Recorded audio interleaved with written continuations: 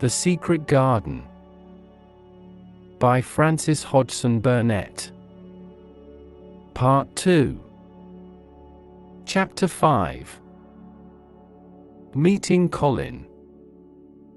In the middle of the night, Mary woke up. Heavy rain had started falling again, and the wind was blowing violently round the walls of the old house. Suddenly she heard crying again. This time she decided to discover who it was. She left her room, and in the darkness followed the crying sound, round corners and through doors, up and down stairs, to the other side of the big house. At last she found the right room. She pushed the door open and went in. It was a big room with beautiful old furniture and pictures. In the large bed was a boy, who looked tired and cross, with a thin, white, tearful face. He stared at Mary. "Who are you?" he whispered. "Are you a dream?" "No, I'm not. I'm Mary Lennox. Mr. Craven's my uncle." "He's my father," said the boy. "I'm Colin Craven." "No one ever told me he had a son," said Mary, very surprised. "Well, no one ever told me you'd come to live here. I'm ill, you see. I don't want people to see me and talk about me. If I live, I may have a crooked back like my father, but I'll probably die." "What a strange house this is," said Mary. "So many secrets. Does your father come and see you often?" "Not often. He doesn't like seeing me because it makes him remember my mother.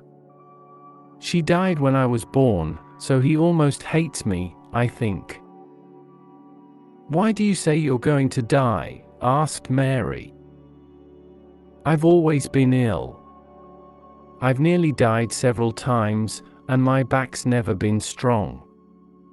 My doctor feels sure that I'm going to die. But he's my father's cousin, and very poor, so he'd like me to die. Then he'd get all the money when my father dies. He gives me medicine and tells me to rest. We had a grand doctor from London once, who told me to go out in the fresh air and try to get well. But I hate fresh air. And another thing, all the servants have to do what I want, because if I'm angry, I become ill."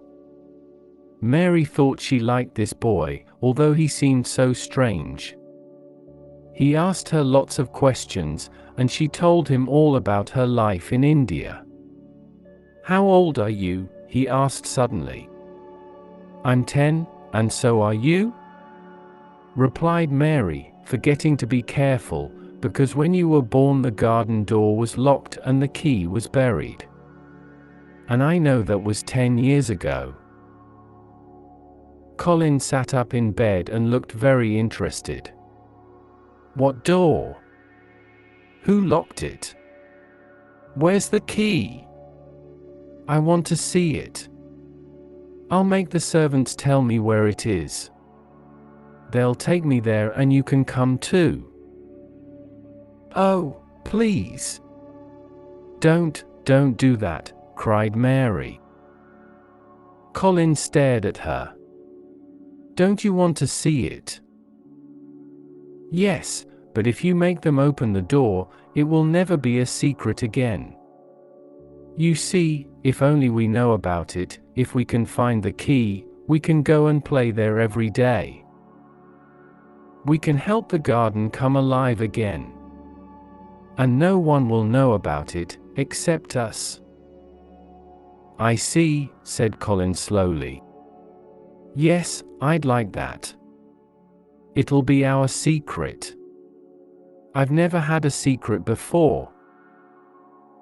And perhaps," added Mary cleverly, "we can find a boy to push you in your wheelchair, if you can't walk, and we can go there together without any other people. You'll feel better outside." I know I do. I'd like that, he said dreamily. I think I'd like fresh air, in a secret garden. Then Mary told him about the moor, and Dickon, and Ben Weatherstaff, and the robin, and Colin listened to it all with great interest. He began to smile and look much happier. I like having you here, he said. You must come and see me every day. But I'm tired now. I'll sing you a song. My servant Camilla used to do that in India, said Mary, and very soon Colin was asleep. The next afternoon Mary visited Colin again, and he seemed very pleased to see her.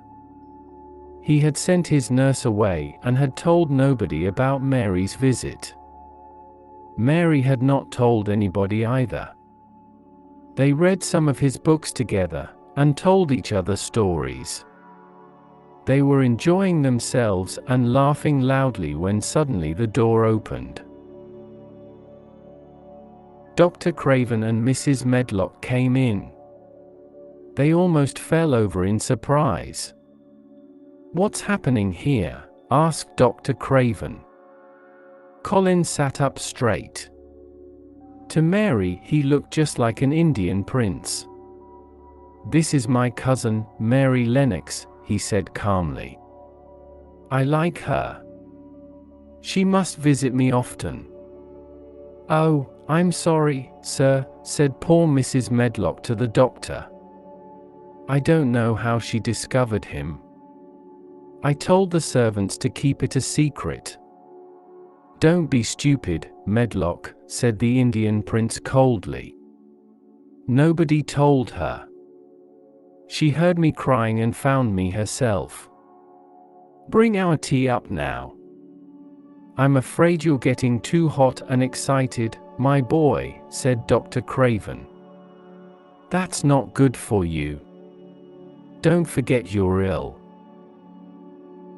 I want tea forget, said Colin. I'll be angry if Mary doesn't visit me. She makes me feel better. Dr. Craven did not look happy when he left the room. What a change in the boy, sir, said the housekeeper. He's usually so disagreeable with all of us. He really seems to like that strange little girl. And he does look better. Dr. Craven had to agree. Chapter 6. Colin is afraid. Because it rained all the next week, Mary went to talk to Colin every day instead of visiting the garden. But she woke early one morning to see the sun shining into her room, and she ran out to the secret garden at once. She did not even wait to have her breakfast. It was beautifully sunny and warm, and 1,000 more shoots were pushing their way out of the ground. Dickon was already there, digging hard, with the crow and a young fox beside him.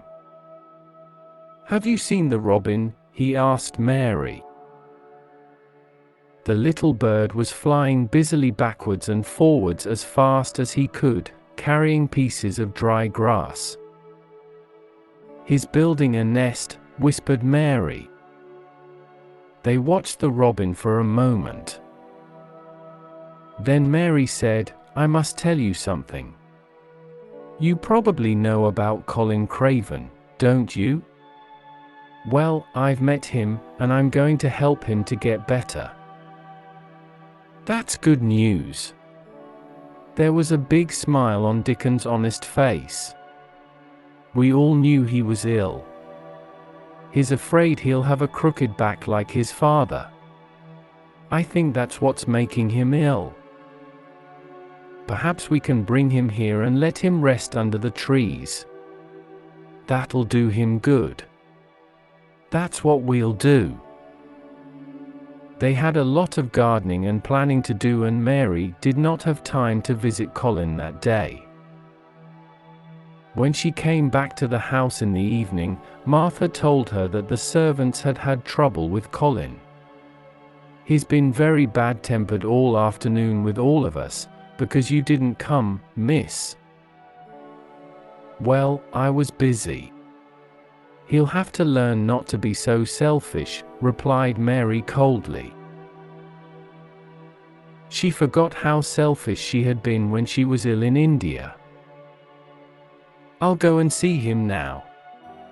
When she went into his room, he was lying in bed, looking tired. He did not turn to look at her. What's the matter with you? She asked crossly. My back aches and my head hurts. Why didn't you come this afternoon? I was working in the garden with Dickon. I won't let that boy come to the garden if you stay with him instead of talking to me. Mary suddenly became very angry. If you send Dickon away, I'll never come into this room again. You'll have to, if I say so. I'll make the servants bring you here. Oh, will you, Prince? But no one can make me talk to you. I won't look at you. I'll stare at the floor. You selfish girl, cried Colin. You're more selfish than I am. You're the most selfish boy I've ever met. I'm not as selfish as your fine Dickon. He keeps you playing outside when he knows I'm ill and alone. Mary had never been so furious. Dickon is nicer than any other boy in the world. He's like an angel. An angel. Don't make me laugh. He's just a poor country boy, with holes in his shoes. He's 1,000 times better than you are. Colin had never argued with anyone like himself in his life, and in fact it was good for him. But now he was beginning to feel sorry for himself. I'm always ill, he said, and started to cry. I'm sure my back is a bit crooked. And I'm going to die. No, you're not, said Mary crossly. Colin opened his eyes very wide. Nobody had said that to him before. He was angry, but a bit pleased at the same time. What do you mean? You know I'm going to die. Everybody says I'm going to die. I don't believe it, said Mary in her most disagreeable voice. You just say that to make people feel sorry for you. You're too horrid to die. Colin forgot about his painful back and sat up in bed. Get out of the room at once, he shouted, and threw a book at her. I'm going, Mary shouted in reply, and I won't come back. The door banged shut behind her. When she reached her own room, she had decided never to tell him her great secret. He can stay in his room and die if he wants, she thought. But soon she began to remember how ill he had been, and how frightened he was. Frightened that one day his back would become as crooked as his father's. Perhaps I'll go back and see him tomorrow. That night she was woken by the most terrible screams that she had ever heard. Servants were opening and shutting doors and running about. It's Colin, thought Mary.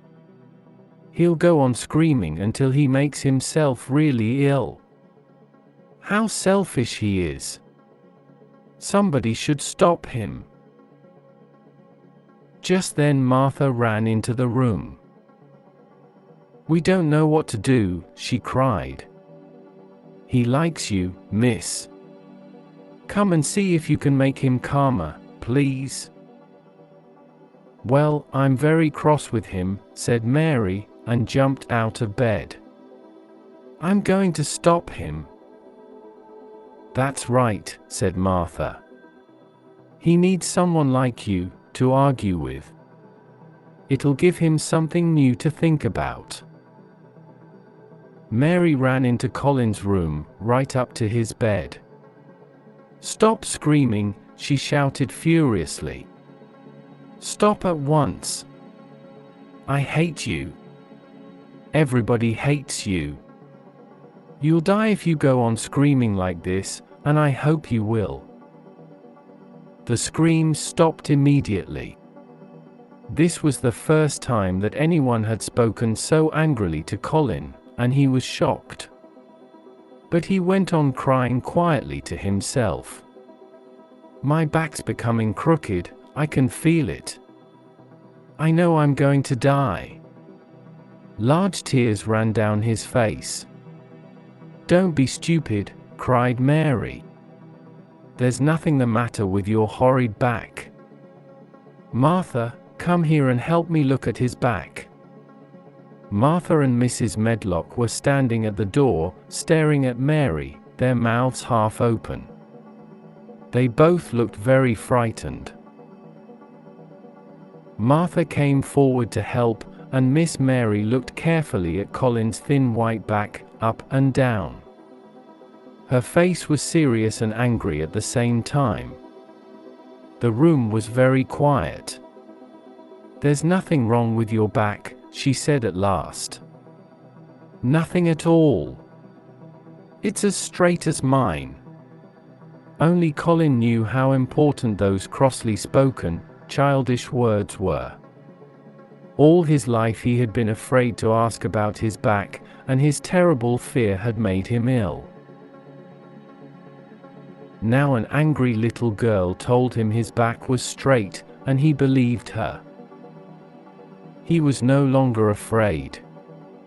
They were both calmer now. He gave Mary his hand. I'm almost sure I will live, if we can go out in the garden together sometimes. I'm very tired now. Will you stay with me until I go to sleep?" The servants went out very quietly. "I'll tell you all about the secret garden," whispered Mary. "I think it's full of roses and beautiful flowers. Birds like making their nests there because it's so quiet and safe. And perhaps our robin." But Colin was already asleep. The next day Mary met Dickon as usual in the secret garden, and told him about Colin. Mary loved Dickon's Yorkshire dialect and was trying to learn it herself.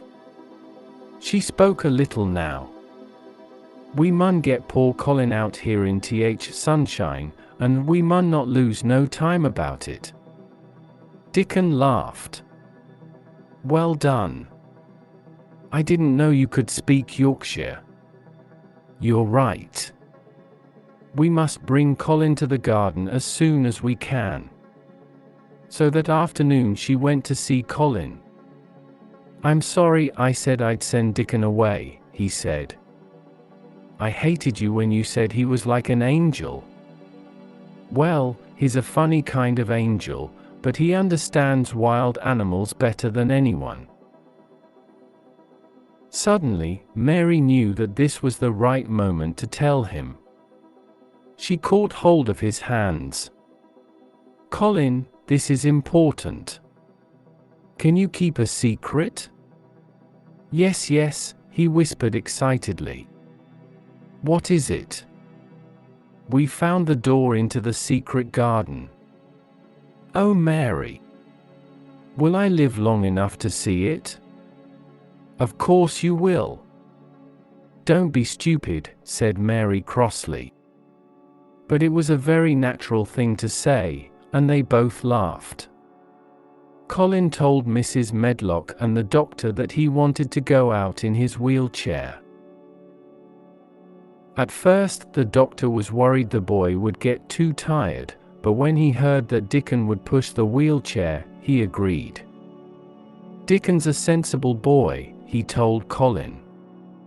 "But don't forget I've told you, I want to forget that I'm ill," said Colin in his prince's voice. "Don't you understand? It's because my cousin makes me forget that I feel better when I'm with her." Chapter 7. Colin and the Garden. Of course, it was most important that no one should see Colin, Mary, or Dickon entering the secret garden. So Colin gave orders to the gardeners that they must all keep away from that part of the garden in future. The next afternoon Colin was carried downstairs by a manservant and put in his wheelchair outside the front door. Dickon arrived, with his crow, 2 squirrels, and the fox, and started pushing the wheelchair gently away from the house, and into the gardens. Mary walked beside the chair. Spring had really arrived now, and it seemed very exciting to Colin, who had lived indoors for so long. He smelled the warm air from the moor, and watched the little white clouds in the blue sky. In a very short time he heard Mary say, "This is where I found the key. And this is the door, and this is the secret garden." Colin covered his eyes with his hands until he was inside the 4 high walls, and the door was shut again.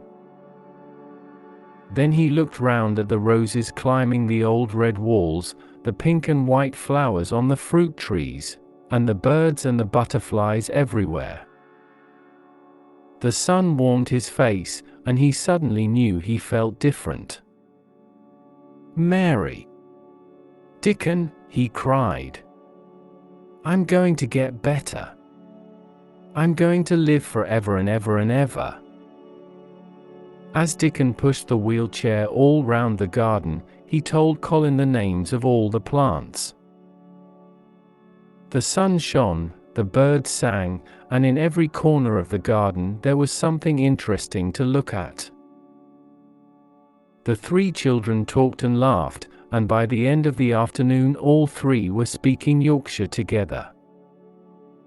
"I'll come back here every afternoon," said Colin.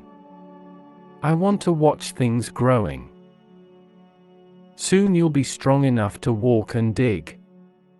You'll be able to help us with the gardening," said Dickon kindly. "Do you really think I'll be able to walk and dig?" asked Colin. "Of course you will. You've got legs, like us." "But they're not very strong," answered Colin. "They shake, and I'm afraid to stand on them." "When you want to use them, you'll be able to," said Dickon. The garden was quiet for a moment. Suddenly Colin said, "Who's that?" Mary turned her head, and noticed Ben Weatherstaff's angry face looking at her over the garden wall. "What are you doing in that garden, young miss?" he shouted. He had not seen Colin or Dickon. "The robin showed me the way, Ben," she replied.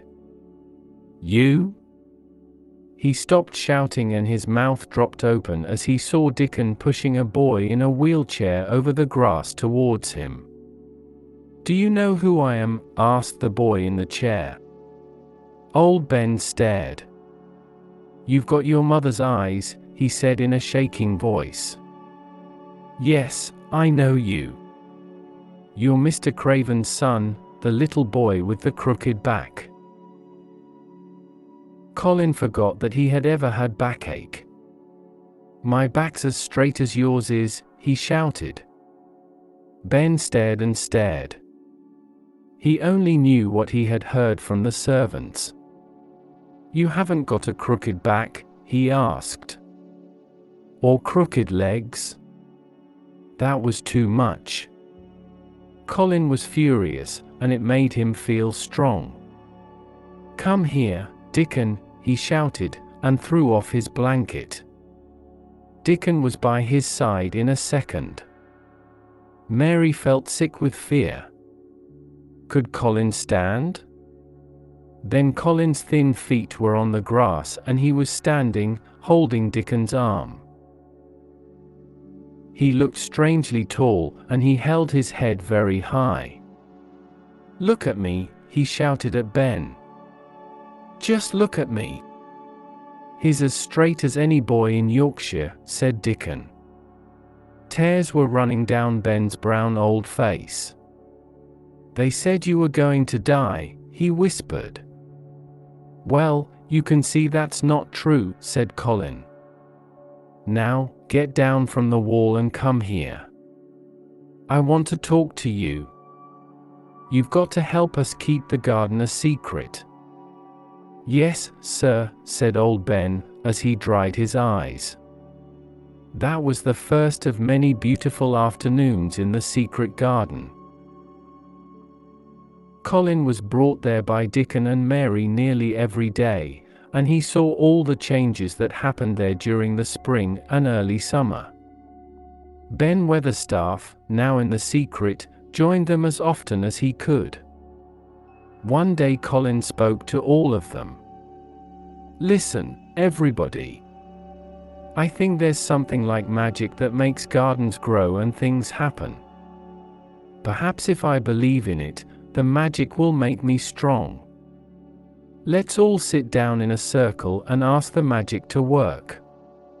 So they all sat on the grass in a circle, Dickon with his crow, his fox and the 2 squirrels, Mary, Colin, and Ben. Colin repeated these words several times, the sun's shining. That's the magic. Being strong. That's the magic. Magic. Help me. Magic. Help me. At last Colin stopped. Now I'm going to walk round the garden, he said, and took Dickon's arm. Slowly he walked from one wall to another, followed closely by Mary and Ben. And when he had walked all the way round, he said, "You see, I can walk now. The magic worked." "It's wonderful," cried Mary. "Your father will think he is dreaming when he sees you. I won't tell him yet. I'm going to keep it a secret from everybody. I'll come to the garden and walk and run a little more every day until I'm as healthy as any other boy. Then, when my father comes home, I'll walk up to him and say, 'Here I am, Father. You see? I'm not going to die.'" Now began a difficult time for Colin and Mary. Dickon told his mother about it one evening as he was digging the cottage garden. "You see, Mother, they don't want the doctor or the servants to guess that Colin can walk and is getting better. So they have to pretend he's still ill and just as disagreeable as he used to be. If they're running about all day in the fresh air, that'll make them hungry, I should think. Yes, that's the problem. They're both getting fatter and healthier, and they really enjoy their food now. But they have to send some of it back to the kitchen, uneaten. If they eat it all, people will realize how healthy they are. Sometimes they're very hungry." "I know what we can do," said Mrs. Sowerby. "You can take some fresh milk and some of my newly baked bread to the garden in the mornings. If they have that, it'll do them a lot of good. What a game those children are playing." And she laughed and tears came to her eyes. One afternoon when they were all working in the garden, the door opened and a woman came quietly in. "It's Mother," cried Dickon, and ran towards her. I told her where the door was, because I knew she would keep the secret. Colin held out his hand to her. "I've wanted to see you for a long time," he said. "Dear boy," Susan Sowerby whispered, holding his hand. "You're so like your mother." "Do you think," asked Colin carefully, "that will make my father like me?" "I'm sure it will," she answered warmly. "He must see you, he must come home now." "You see how healthy the boy is, Susan?" asked old Ben. "Look how strong and straight his legs are now." "Yes," she laughed. Playing and working outside, and eating good Yorkshire food, has made him strong. And Miss Mary too, she added, turning to Mary. Mrs. Medlock heard that your mother was a pretty woman. You'll soon be as pretty as she was. Do you believe in magic? Colin asked her. I do, she answered, but everybody gives it a different name. It makes the sun shine and the seeds grow, and it has made you healthy. She sat down on the grass and stayed for a while, talking and laughing with the children in the quiet, sunny garden. When she stood up to leave, Colin suddenly put out a hand to her. I wish you were my mother, he whispered. Mrs. Sowerby put her arms round him and held him to her. Dear boy, you're as close to your mother as you could be, here in her garden. And your father will come back soon. Chapter 8. Mr. Craven comes home. While the secret garden was returning to life, a man with high crooked shoulders was wandering round the most beautiful places in Europe. For 10 years he had lived this lonely life, his heart full of sadness and his head full of dark dreams. Everywhere he went, he carried his unhappiness with him like a black cloud. Other travelers thought he was half mad or a man who could not forget some terrible crime. His name was Archibald Craven. But one day, as he sat by a mountain stream, he actually looked at a flower, and for the first time in 10 years he realized how beautiful something living could be. The valley seemed very quiet as he sat there, staring at the mower.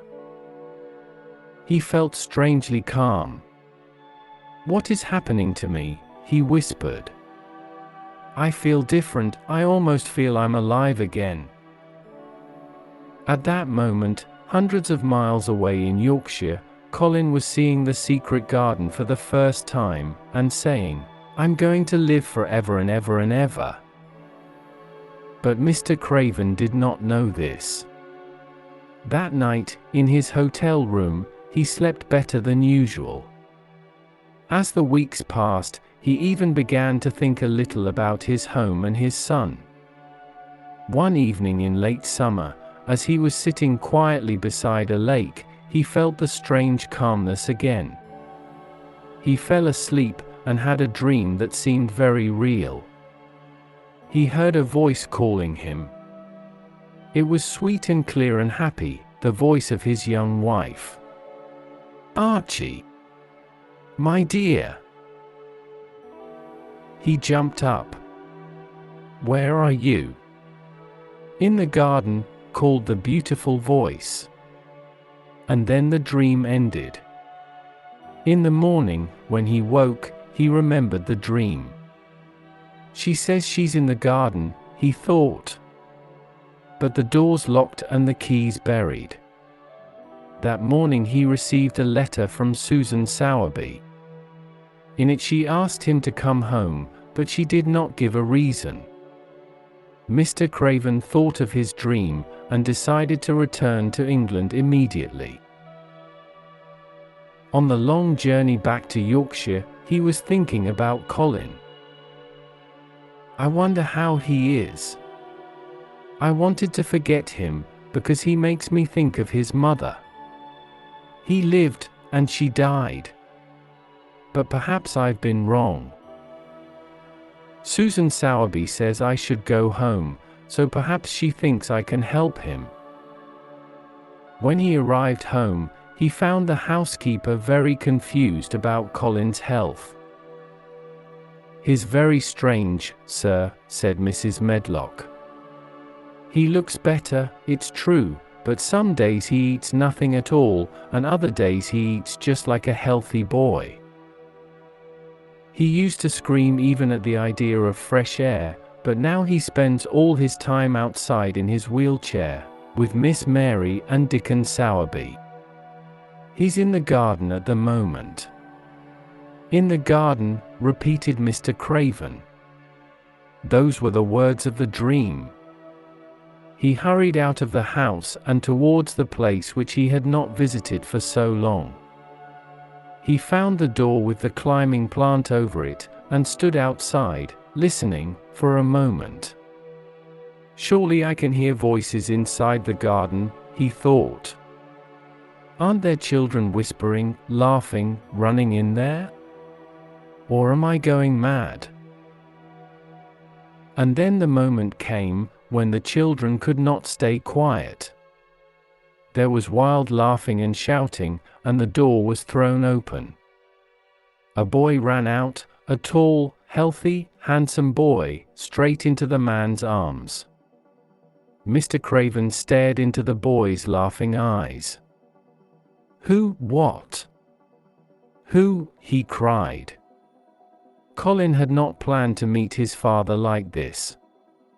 But perhaps this was the best way, to come running out with his cousin and his friend. "Father," he said, "I'm Colin." "You can't believe it." "I can't believe it myself." It was the garden, and Mary, and Dickon and the magic, that made me well. We've kept it a secret up to now. Aren't you happy, Father? I'm going to live forever and ever and ever. Mr. Craven put his hands on the boy's shoulders. For a moment he could not speak. "Take me into the garden, my boy," he said at last, "and tell me all about it." And in the secret garden, where the roses were at their best, and the butterflies were flying from flower to flower in the summer sunshine, they told Colin's father their story. Sometimes he laughed and sometimes he cried, but most of the time he just looked, unbelieving, into the handsome face of the son that he had almost forgotten. "Now," said Colin at the end, "it isn't a secret anymore. I'll never use the wheelchair again. I'm going to walk back with you, Father, to the house." And so, that afternoon, Mrs. Medlock, Martha, and the other servants had the greatest shock of their lives. Through the gardens towards the house came Mr. Craven, looking happier than they had ever seen him. And by his side, with his shoulders straight, his head held high and a smile on his lips, walked young Colin.